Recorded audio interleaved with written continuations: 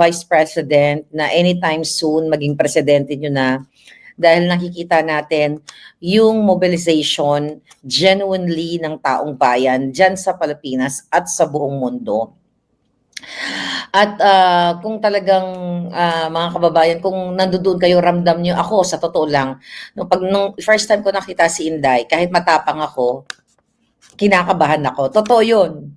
Kahit matapang ako ng bongga-bongga, kinakabahan ako, nagbidabidahan lang ako, nalakasan ko lang yung loob ko. Pero yun na nga, masa starstruck ka talaga dahil, well, hindi siya butod, hindi siya mudlo. So, very warm ang kanyang personality. At yung mga Pilipino ko, mga palangga, talagang kumakahila naman kayo sa lola ninyo. Talagang kumakapagmaganda kayo, but I love you all.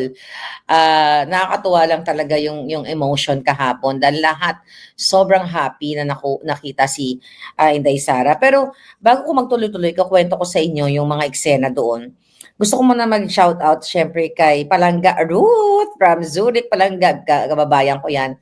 Kumusta ka da? Permi ka lang katutok. Si Palangga, Madam Lolita Suarez, the other day na-meet ko, na-shoutout na kita pero gusto kong doblehin para masaya ang iyong umaga. Next, okay, syempre, ang nagbigay sa akin ng siopaw. Yun ang kinain natin doon nung nagutom kami pala, si Ma'am Melanie. Ayan, so si Miss Ruth ng Netherlands, okay, si Ma'am Eva Medina, Agnes Medina, Mona Lentin from Ozamis City. Ayan. At syempre nagbigay sa akin ng tsokolate si Ma'am Estrelleta Obenita. Ayan, binigay ako ng tsokolate. Kaya jojoba na naman ang lola ninyo. At asa pa ba yung mga babatiin natin bonggang-bongga? Ayan, may letter pa siya. Maharlika with love. Okay? Syempre, nagbigay sa akin palangga. Sorry, hindi ko na matandaan. Inabot ako ng mga, mga masasarap na pasalubong. At at itong biko na kinain namin dito, ito yung breakfast namin at saka, actually yung breakfast ko ngayon is Hakobina. Ito baon din namin ito mula sa Los Angeles. Hakobina, yan, so sa kape, pero mamaya ko na siyang kagatin. So, ayun, nagbigay sa akin ng payong palangga. Binigay ni palangga, nagbigay din ng pabango. Di ba? Kasi lalo akong magiging mabango. At siya payong dahil umuulan dito. Thank you from London with love. At syempre, ang mga pang-ref magnet nakabog sa banga. At yung nagbigay ng pangkape. Thank you so much, Palangga. Okay. Yan, ito si Palangga ang tawag dito, keychain. Yeah, keychain. Dapat may chain to para kay Lisa. Keychain. Dapat yung chain na ganon para kay Satanas. Anyway, yes.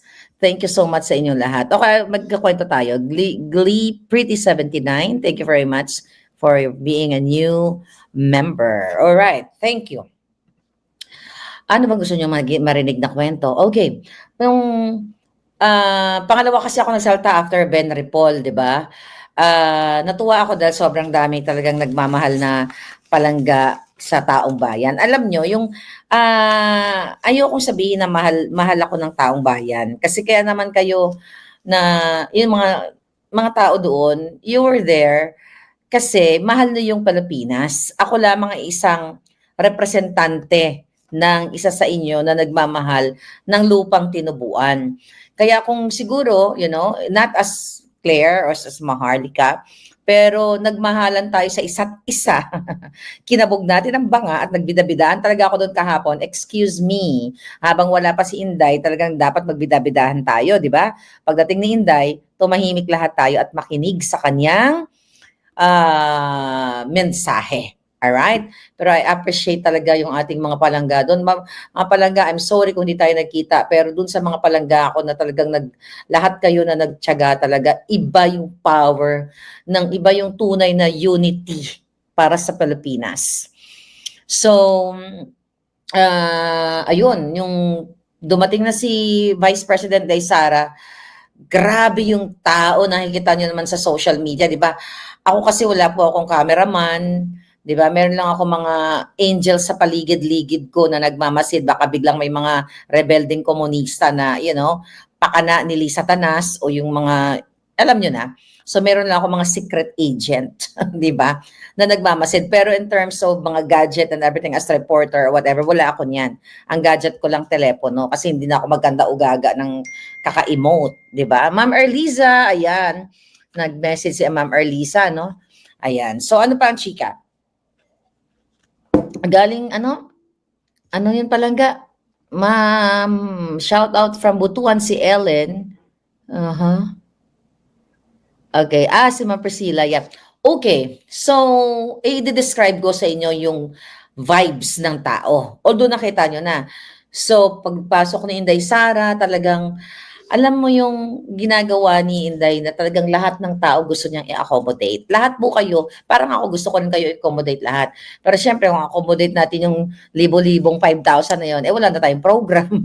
Mag-picture-picture na lang tayo, mga Inday. So nakita ko si VP Sara talagang inisa-isa niya yung mga tao, 'di ba? Hindi katulad ng mga bangag ni Marcos Jr. at ni Amy, yung manggagamit, pag nakakita ng mga kababayan niya na feeling niya hindi alta na mga bangag, inahawi niya. But I can feel the sincerity of Vice President Sara na gusto niya makadaupang palad yung ating mga kababayan. Okay, so yun na nga, inisa-isa niya talagang ang mga tao hindi magmayaw, tama ba? Hindi magmayaw sa kanilang mamaya po magpapatingin ko tayo sa inyo mga palangga na nagpapasabog ng kanilang grasya diyan. So, hindi magkamayaw yung tao. Lahat gustong yakapin. Sabi ko sa inyo, rockstar. Siya talagang tunay na rockstar. 'Di ba? Ano lang ako, second honor. Dapat may ganon. Second honor lang ako. Dapat hindi tayo lumalayo kay Vice President. Anyway, talagang grabe yung pagmamahal sa kanya ng tao. Yung longing na, Inday, sabi ganon ng mga tao, magpresidente ka na, Day. Ganon.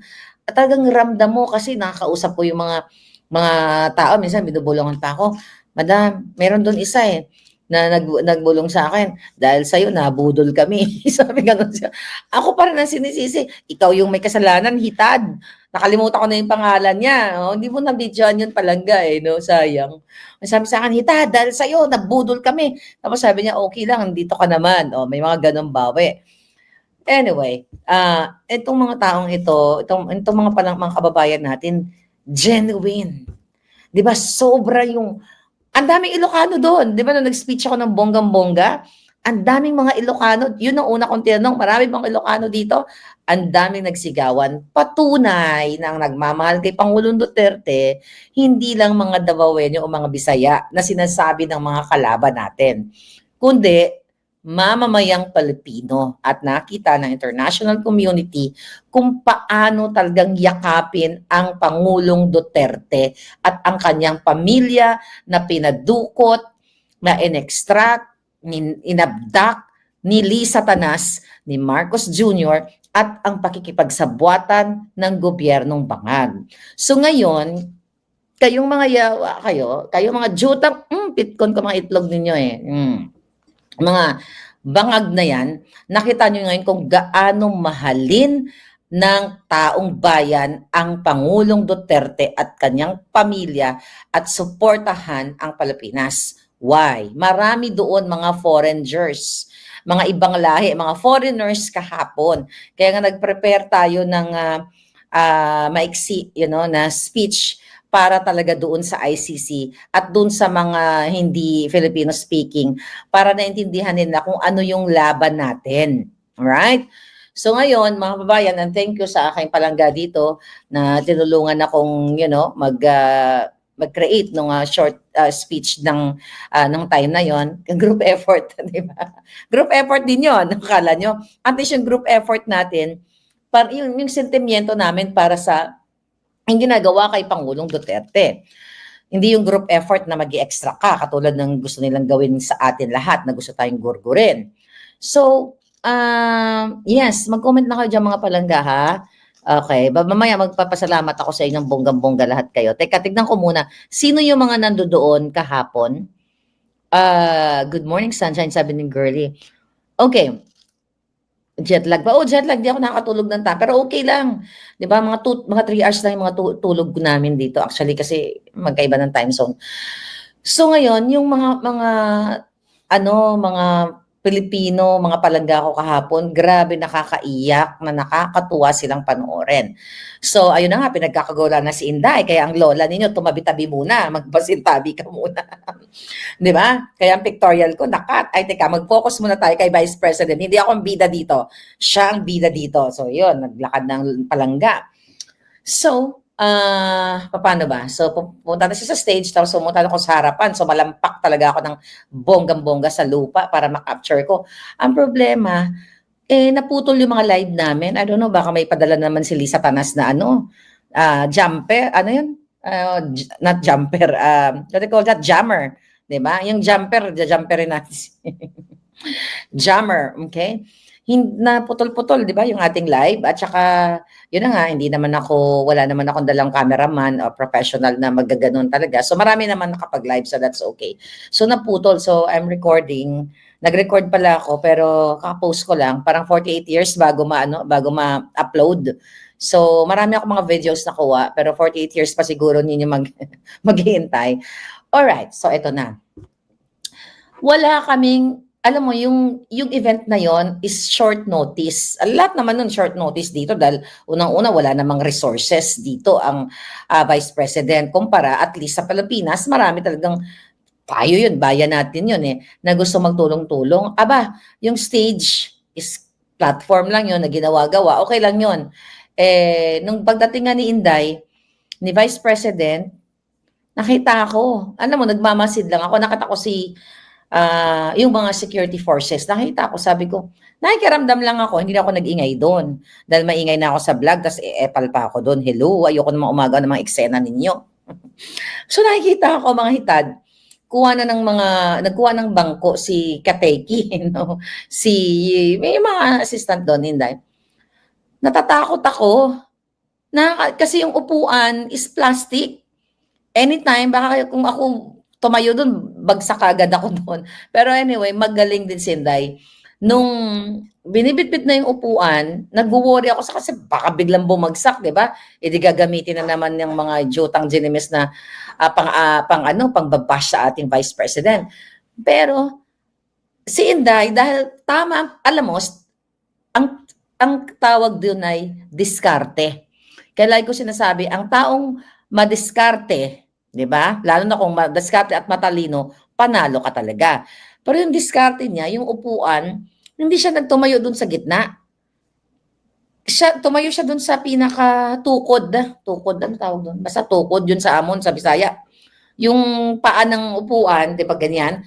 Tumayo siya doon, para nga matibay nga naman. Pero tinitignan ko, sayang man lang may naka-video, tinitignan ko talaga yung upuan niya. I swear to God, nung nakaganon ako, sabi ko baka malagdag to si Inday or maganon ba. Tinitignan ko yung mga tornilyo, kung may tornilyo man yung bangko, doon ako nakatutok. Kasi baka ako anytime, siya, di sisigaw ako, ay, Kateki, babagsak. Although, may nakahawak. Okay. So, ano yung nagre-represent doon? Yung hindi preparado na, hindi ginastosan ng bonggang-bongga yung event na yon. Ibig sabihin, impromptu lahat. At dito nyo makikita na ang Vice President, walang arte-arte, mas maarte pa nga ako sa kanya. 'Di ba? Mas bida-bidahan pa ako sa kanya. Walang arte-arte. Tumayo siya doon, kasi para ma-approach siya, makita niya yung taong bayan. At ayun, nagsalita siya. Well, naka-rubber shoes naman si Inday. So, okay lang. Ako kasi hindi ako pwede mag-rubber shoes. Kasi makikita niyo yung height ko, di ba? Hindi, tsaka hindi bagay sa outfit, di ba? Dapat binabagayan yung outfit. Pero hindi, dahil matangkad siya, walk up like this naman yun. Kahit anong gawin nun, walk up like this, di ba?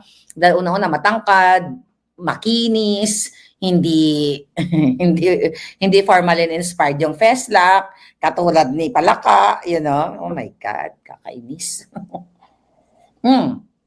Here. So, yung mga tao sa likod na nararamdaman ko talagang talagang yung wish talaga nila na matapos na yung kabangagan sa Pilipinas. Pero yun nga, during sa speech ni Inday, I think plus almost an hour yung kanyang speech. Yung kinuwento niya nga yung pagpasok niya doon, pag-visit niya sa kwarto ni PRRD, yung mga napagkwentuhan nila, at yung nare-request na Coke Zero, na tipid-tipirin mo lang yan, ganyan-ganyan, it's not good for you dahil nga may, may chemical whatever content for, cancer later on, mga ganyan. Then, ang sabi ni Inday, maglakad-lakad ka, ganyan-ganyan. May mga naging kaibigan na daw siya doon, si Pangulong Duterte, kachika-chika. Ang sabi ni Pangulong Duterte, ay hindi man siya maglakad-lakad doon dahil pag nakarating siya sa pinto, sa gate, ilalabas siya. Hindi ba nakakatawa pa rin yung kanyang personality, yung ano tawag, yung sense of humor, which is hindi talaga nawawala kay PRRD yun. Kaya, I hope, may mga nagme-message sa akin, ma'am, pupuntahan niyo pa ba si PRRD? Naku, mga palangga, hindi naman ako next of kin, no? Hindi naman ako kamag-anak. So, kung i-allow nila, bakit hindi? Sabi ko nga, magpakulong na lang ako doon sa ICC, no? Ako na ang magluluto kay PRRD o ako na ang kanyang magiging sidekick. Why not? Kung pwede, bakit hindi?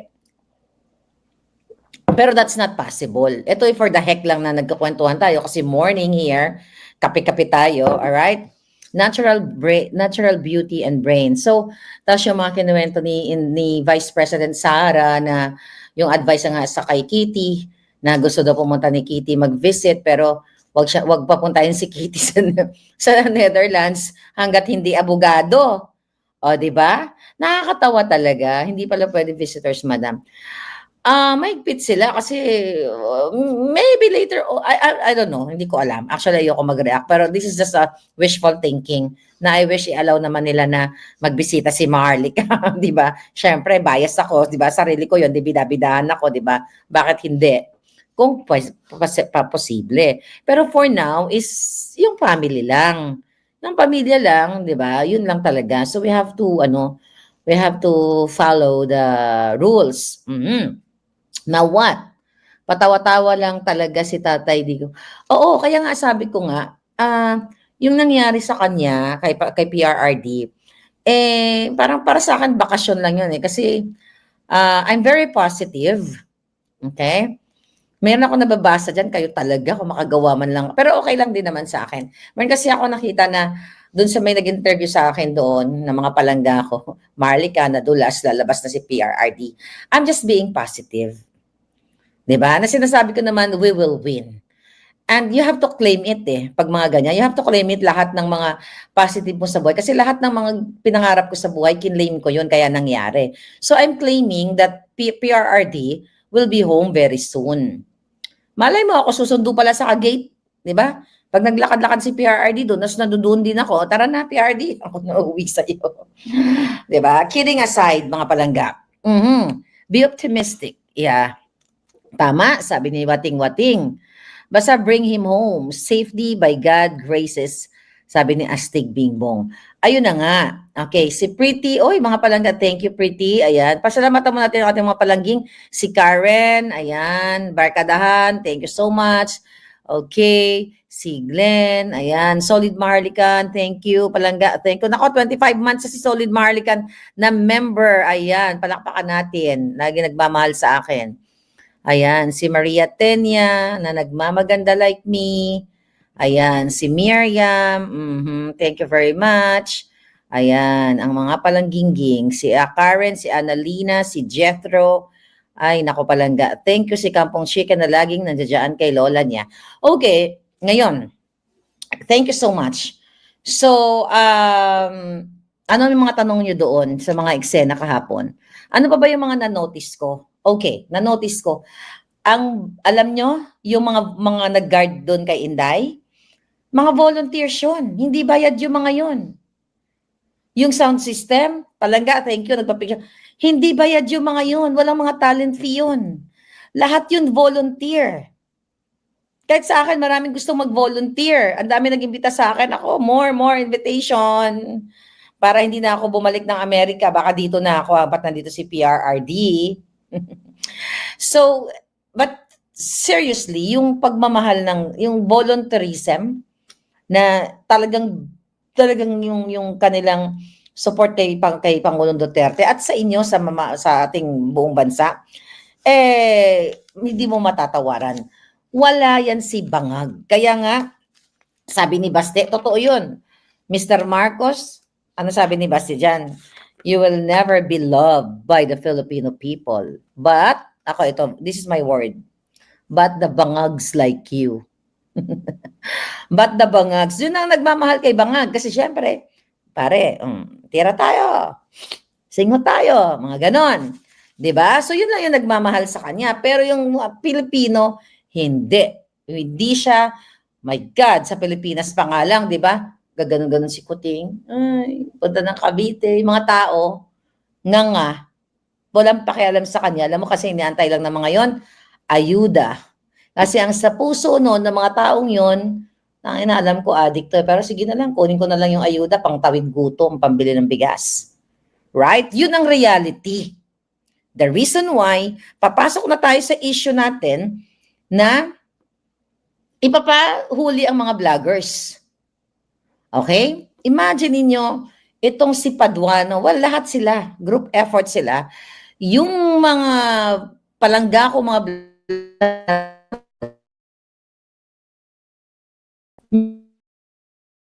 nag-post o nag-criticize doon sa Tridorcom o sa Kongreso, ay, ba't nawala ako? Ba't kinitsura ko dyan? Para akong si Lisa. That's, ba't ganyan? Bakit nagbabuffer? I'm good? Okay. Anyway, imagine nyo mga kababayan, kailangan yung gisingin ng inyong diwa kahit anong kulay ng inyong politika. Because this is not about politics. Dahil ako, di man ako politikong tao. Kasi kung politiko ako, hindi nyo ako nakikita dito nagdadakdak na laban sa mga bangag. Kasi ang karamihan, hindi naman lahat. Karamihan sa mga, hindi katulad ni Inday. Di ba? Kung yan ay politikong para lang sa pangangawat, hindi yan magsasalita laban sa mga bangag, sa mga ginagawa ng bangag. Magsasubmit na lang yan. At makikipagkunsyabahan na, sige, hindi naman ako magsasalita. Team na ito, project ko, bigyan mo ako ng confidential fund na ganito. Basta magkakampi tayo sa pagnanakaw. So, ang ibig ko sabihin, mga kababayan, talagang ang ginagawa nila, panggigipit ang ginagawa ng gobyerno na kapag ikaw ay nagsalita ka after I think nandito, no? Tignan na exact word ng mga yawa. Mga nami pang anohon.